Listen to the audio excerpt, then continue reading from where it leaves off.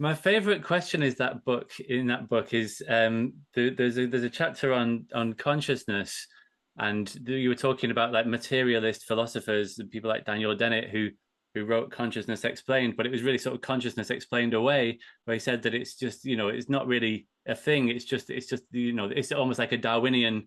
There are things that we attend to, and the stream of attention is just the stream of winners in that Darwinian race. But there's nothing really to see here, and that it's just this sort of it's explained in that billiard ball mechanism.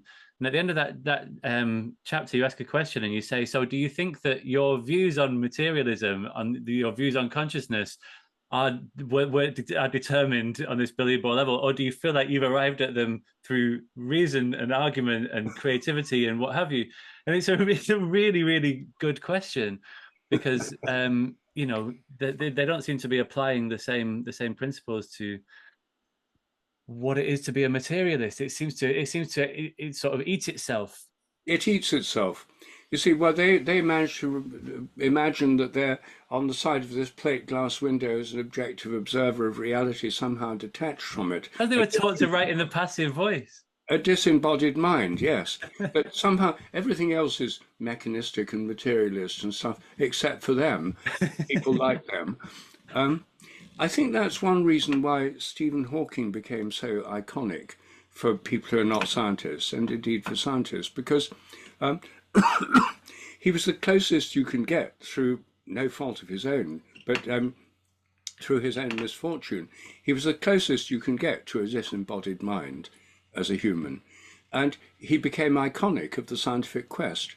On his book, A Brief History of Time on the Dust Jacket, Time magazine is quoted by saying, even as he sits helpless in his wheelchair, his mind soars through space and time to unlock the mysteries of the universe. So the idea that a disembodied mind could somehow soar through space and time to unlock the mysteries from a vantage point outside nature, somehow, a God's eye view, is somehow baked into the materialist view. So it's not consistent. From the point of view of science education, I think the questions that I deal with in the science delusion would be really good questions. The trouble is that no science teacher I know has taken them up in school because it's not on the national curriculum. It would probably do more harm than good to, A-level rankings or GCSE rankings. So they don't do it.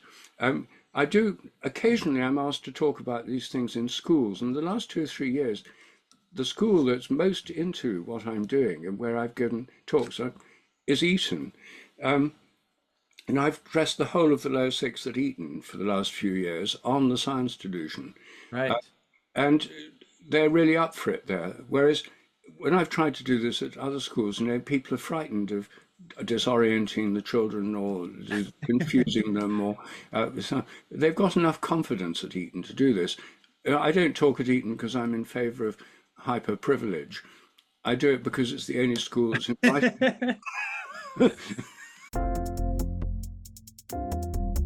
Welcome to Rethinking Education. Education's critical friend.